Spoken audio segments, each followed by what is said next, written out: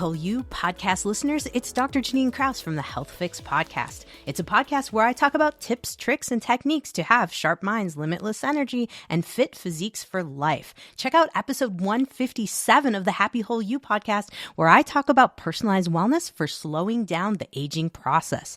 You're listening to the Happy Whole You podcast. Let's introduce you to Dr. Anna Marie Frank.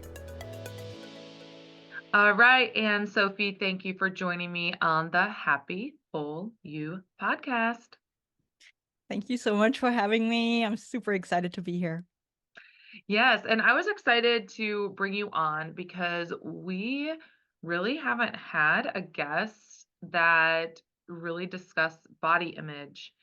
And we're all about self-love and taking care of ourselves, and our listeners know all about that. But we haven't really dove into the body image um, discussion.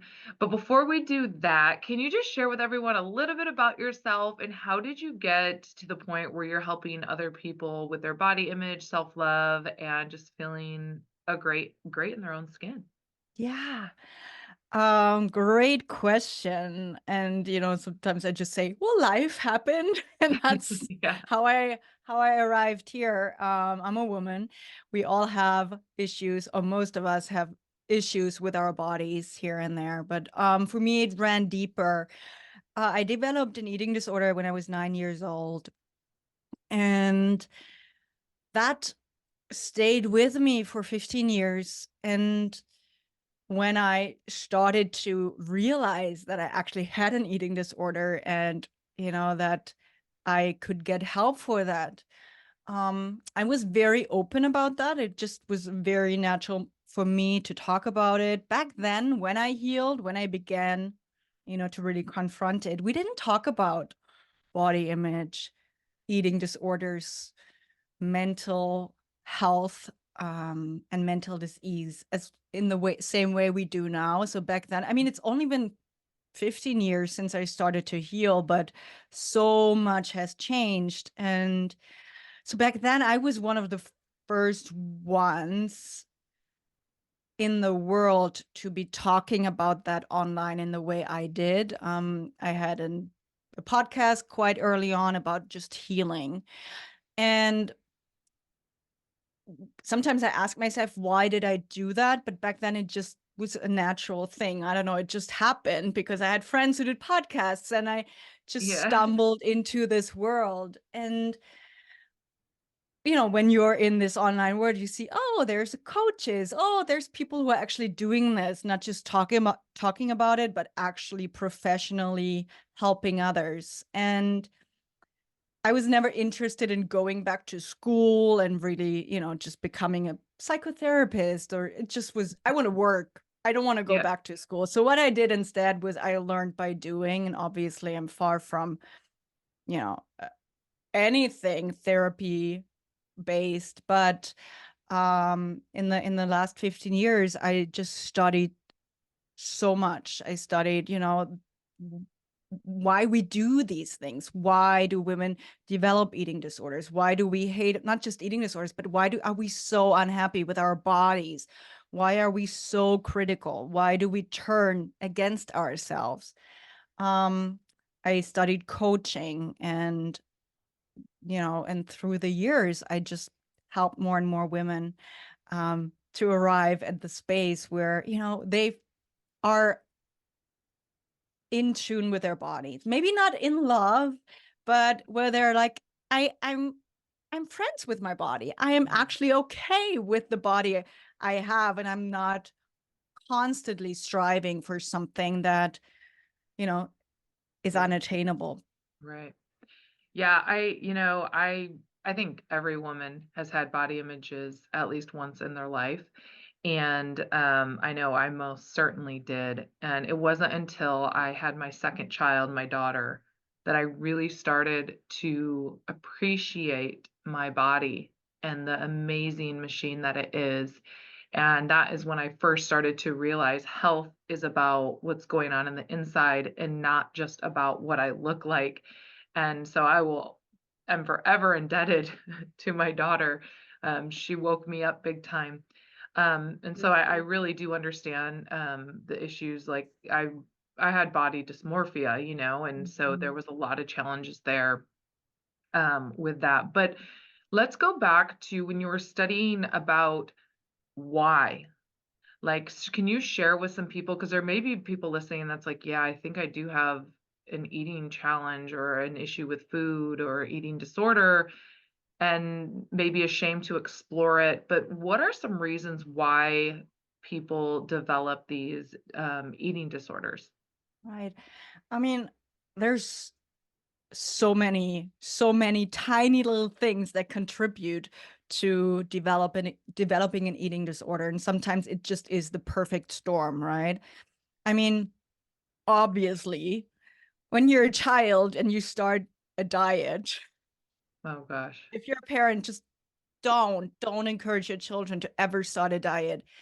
Um, that is a big red flag. No child should ever be on a diet. They just should not be. And that is the first step. We're adult women. We're talking as adults here. It's a different scenario, right? But having these thoughts, I need to go on a diet. I need to lose weight. I need to do this. And why? Always ask yourself, why is that, right?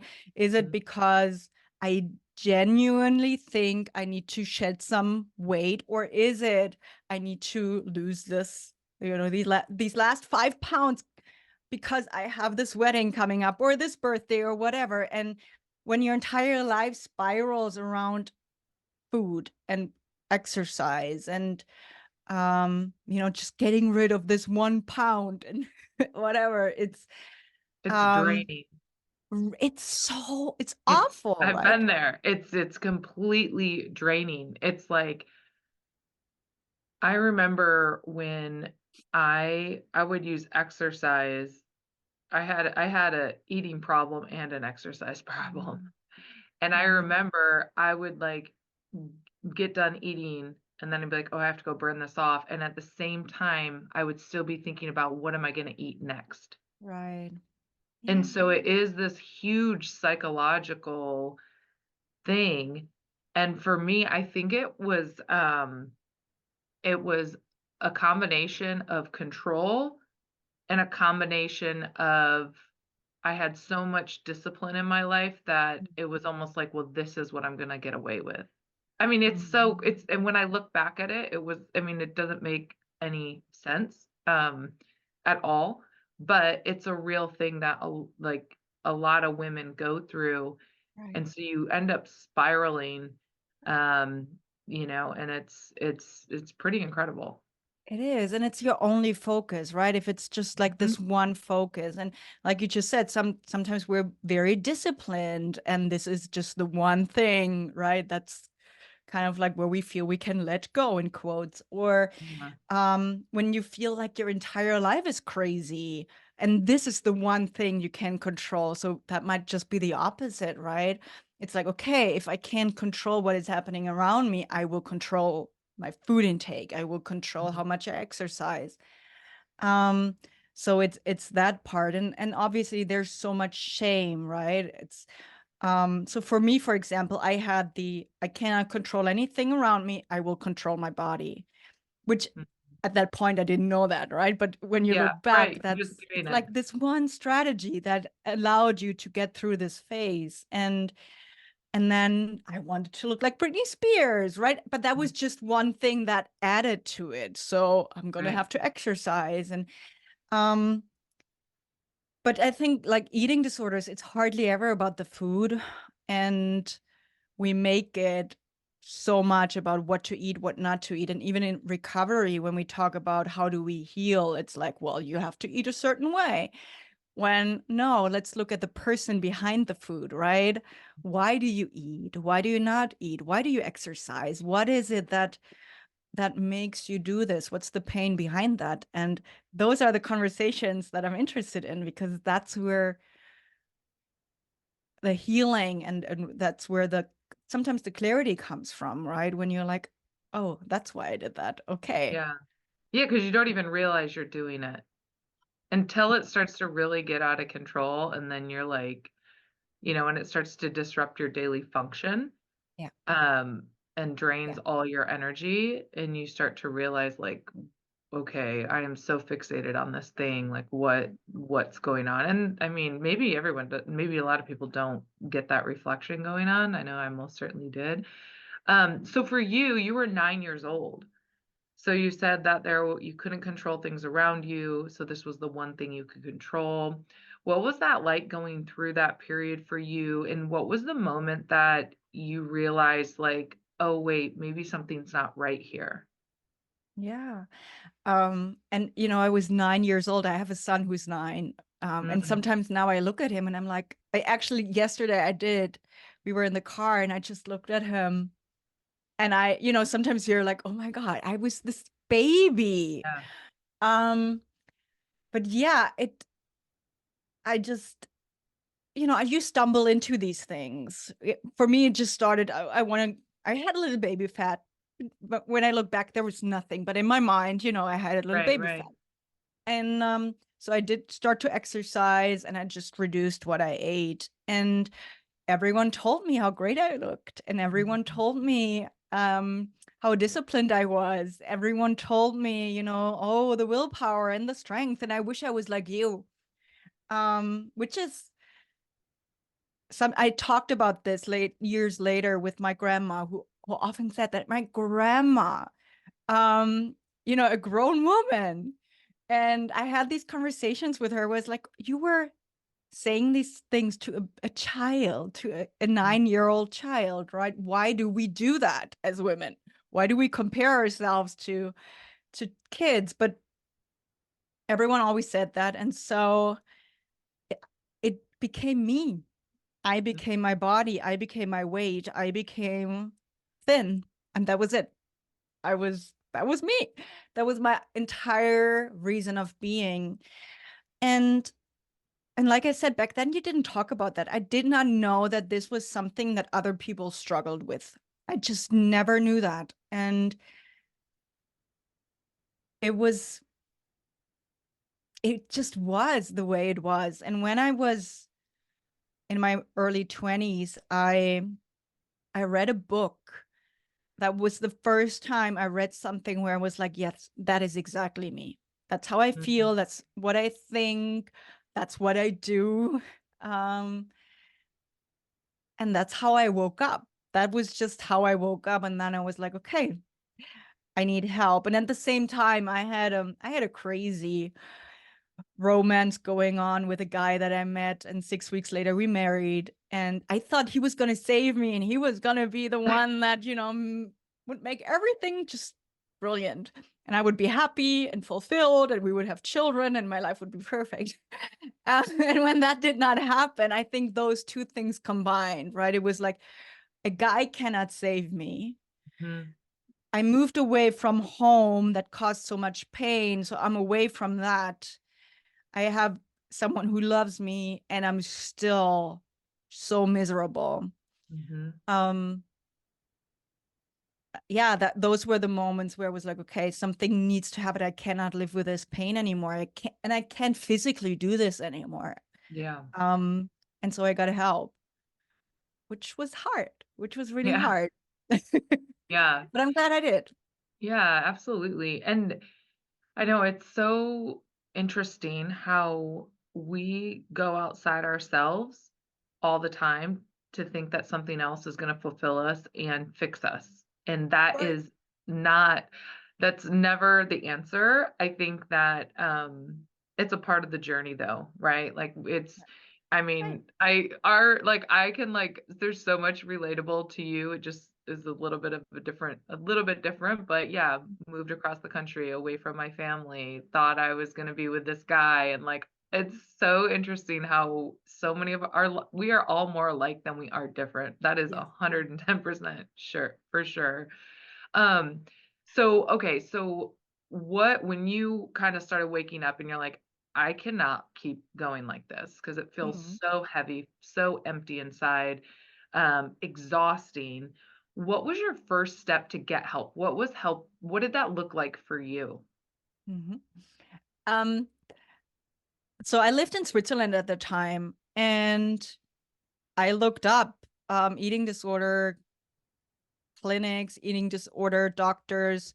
And it took me 6 months to get help because everyone's full, right? You can't have an appointment. And um, which is a shame. I looked at I actually went into treatment, like full patient treatment, and I looked at a couple of facilities there. And when I look back now, and this is what you just talked about, body dysmorphia, I walked into one clinic that was specifically for women with anorexia. So I walked in there and I looked around and I was like, nope, this is not me. I am so much bigger than Mm. everyone around. And I told that to a counselor later on, and she reflected to me, right, how much my image of myself is different from what I actually look like. Um, so oftentimes that is what I go back on. We can't rely on what we see because our brain, Will trick us. well, yeah, It totally that's does. and it's scary, but Yeah. it's the truth. Yeah. Um, so yeah, I went around and I looked at a few facilities, and one actually took me in, and that was just the beginning though. I wanted to heal, sometimes how we want to get better, but we don't really want to get better. Mhm, And it's like, mhm. oh no, We, let me like, just dip our hold toe on. in it. We're Right? like, "I'll try this, but I don't know. I still wanna control everything." Exactly. But on the outside, I really, really, really want to do it. But you're like, oh, you're lying to Yeah. yourself and everyone around. So that Mhm. was going on for a long time actually. Until I got kicked out of that facility and then Why'd you found get kicked out? We wanna because know. yeah, I didn't gain weight and I lied about it. Oh, Right? okay. I would go and go for runs, and I would just say I was eating this and that, and I just didn't. And Mhm. um, I was so in my own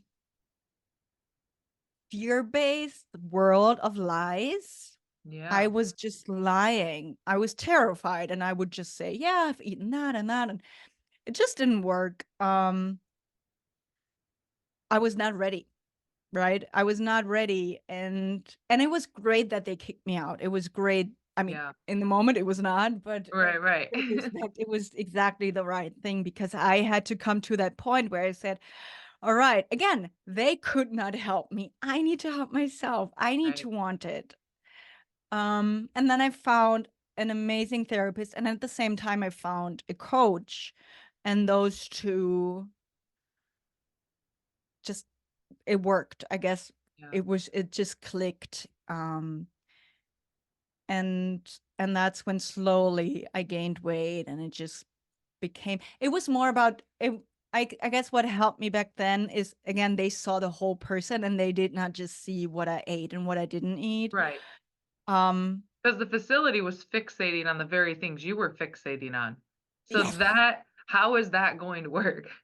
it's not You exactly. know, you have to go to the root issue, and that's what therapist and a coach does. That's the one thing I love about coaching and coaches is they look at the big picture of you and they have future forward mindset. Whereas therapy, and you were in Switzerland and then you're in Germany now, so Yeah. I mean, I'm assuming it's pretty similar than the US, but with therapy a lot of times they keep digging up the past, digging up the Yep. past, which there can be a lot of healing that happens from that, but I think that because I see a lot of people, and when they're not getting the future forward, that bigger picture, and they're only focusing on the past and the trauma, it's almost like they continue to spiral.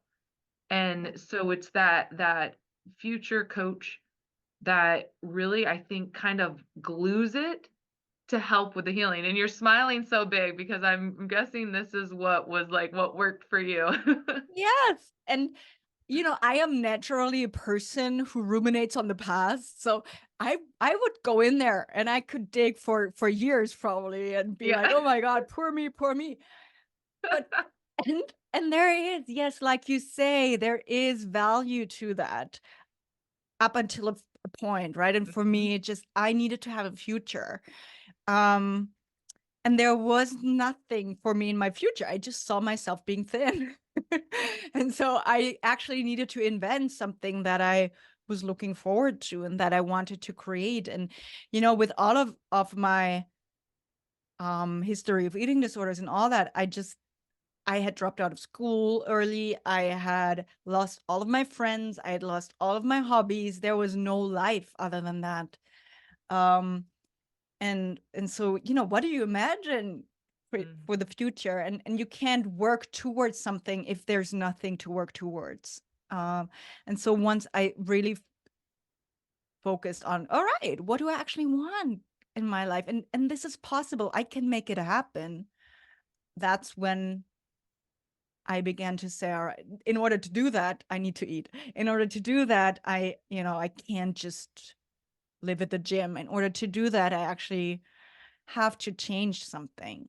Yeah. Um, and that's yeah, like you say, that is why coaching is so brilliant. You use what you've learned in the past in order to inform your present and future. Um, and that is what happened. And that is what I do with clients as well. It's like, all right, right now, all you can think about is your body and how to lose weight or how to change your body composition. But what do you want in the future? How do you Mhm. want to move? How do you want to move around? How do you want to feel? And um, it goes way beyond your looks. Oh yeah, 100%.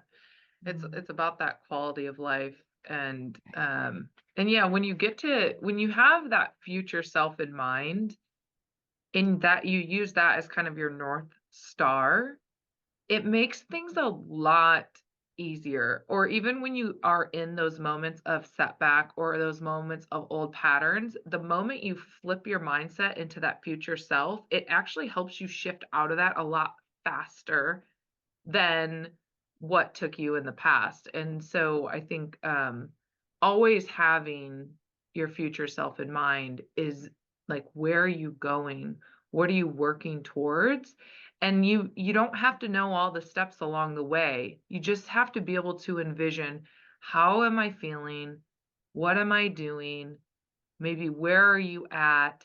How are you showing up in your life? How are you speaking about your life? Those are so important. So anyone listening, like, really, like, no matter what, eating disorder or not, Right. you're human.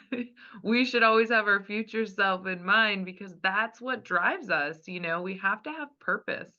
Mhm. Um, and so, I mean, that's just so important. So, And okay, also, it's so fun, right? It's so fun to imagine where you are going to be in 5 yes, years or it's whatever. way more Amazing. energizing.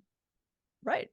Yeah, it's so much more energizing, absolutely, to be in more of a creative future mindset than Yeah. to focus on the past. And I always say, the very past that we had, we only have a memory to remember the lessons. We don't have a memory to remember the emotions.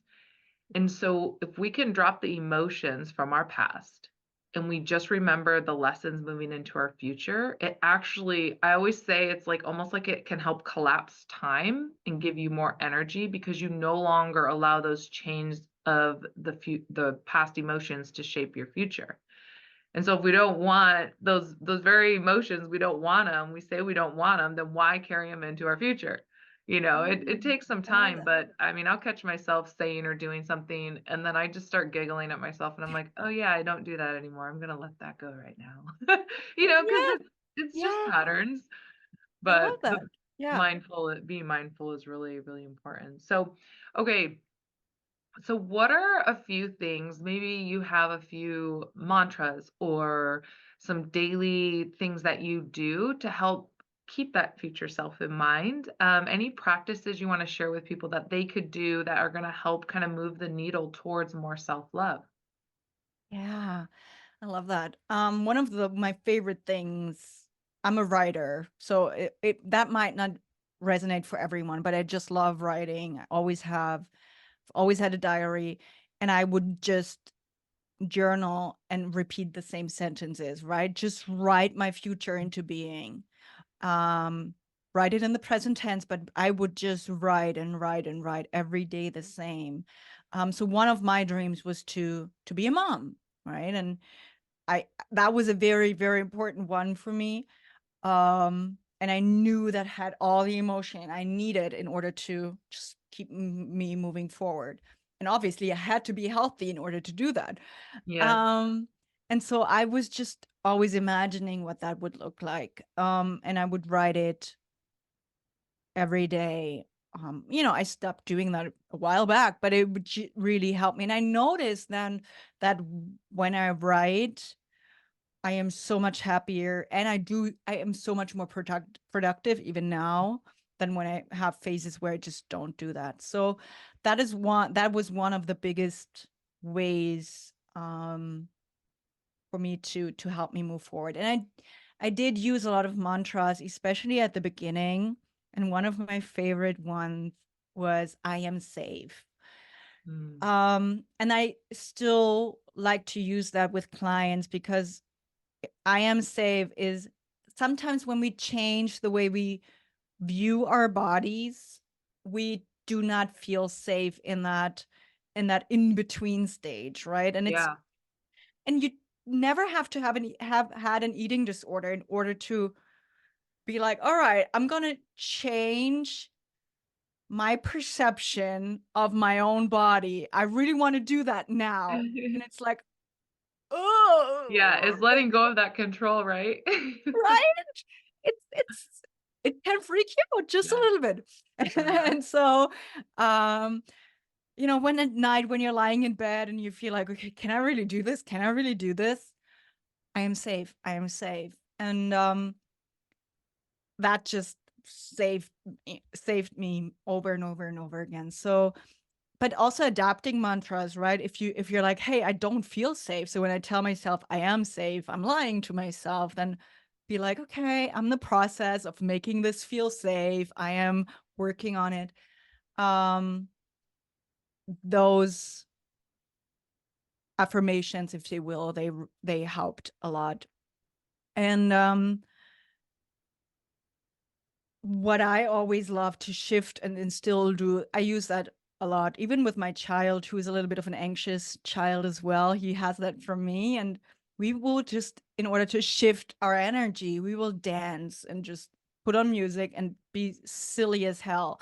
Um, you know, just let it all out and shake it, or Yeah. um he will crack up, I will crack up, and we will just dance it all out. I feel like whatever makes you laugh, whatever makes you feel sometimes a little bit out of control, a little bit silly, Yes. um, that will help so much with the holding on too tight, right? Yeah. With I have to have this grasp of Mhm. who I think I am or who I think I want to be.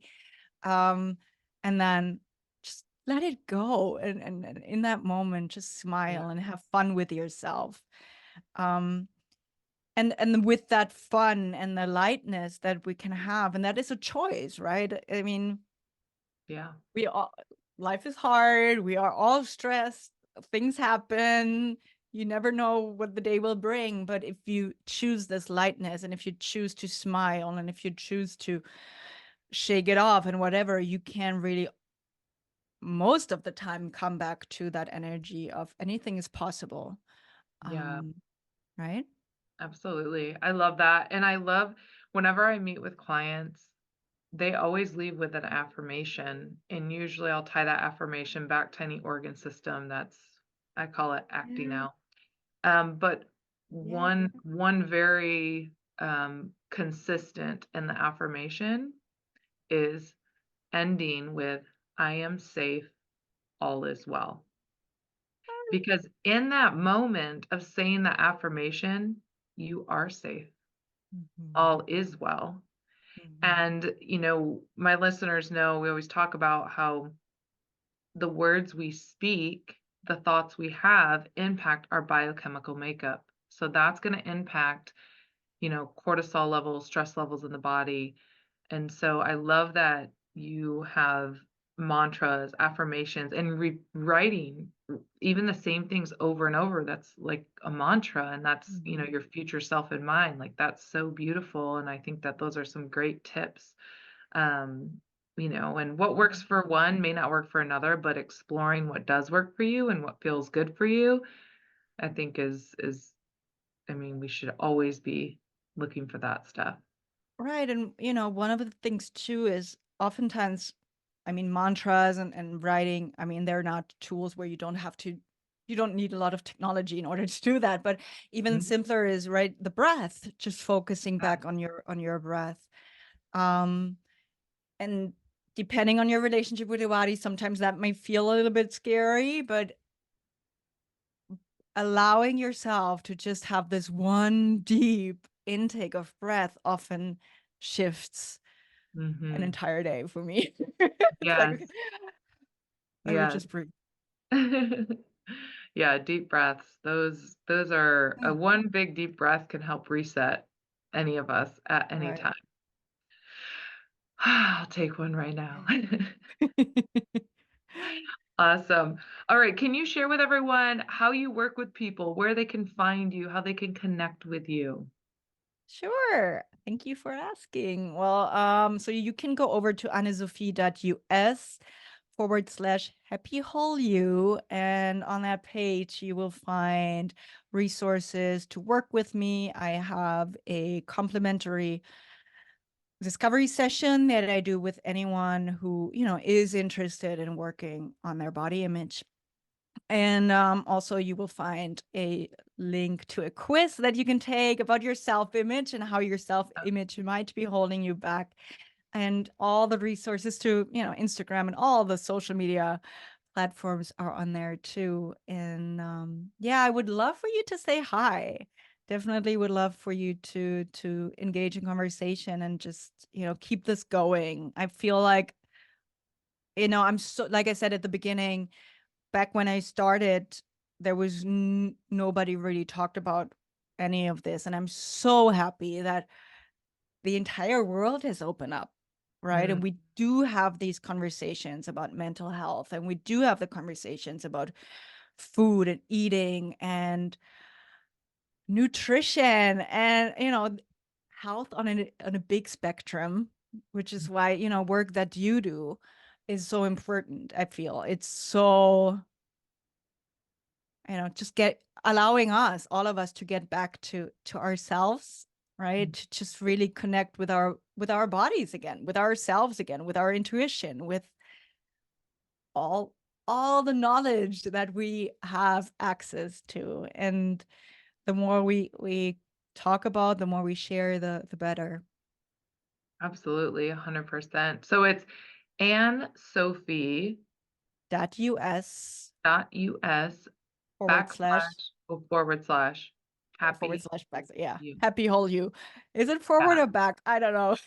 Try them both. I mean, we'll put it in the show Yes. notes, but, yeah, I love that, and thank you for creating that, that resource page for our listeners, because, sometimes people just don't know exactly where to go, and, I know you're a coach, so the beautiful thing about a coach and, one of the responsibilities that we take on is that our job is to give resources. Our job's not to tell you what to do. It's to help you, guide you, provide you with resources. And even if you don't end up, working with, Anne Sophie, I know she has resources for you. And the whole goal is to help everybody start to heal. Because when we heal what's going on within us, everything around us starts to heal. And Yeah, that is so important. for sure. Absolutely. So yeah, that's why this online world is so amazing.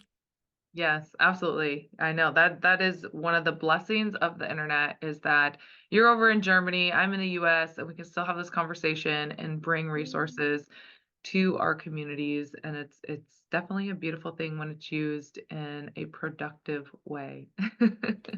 For sure. Well, Anne Sophie, thank you so much for joining us on the Happy Whole You podcast.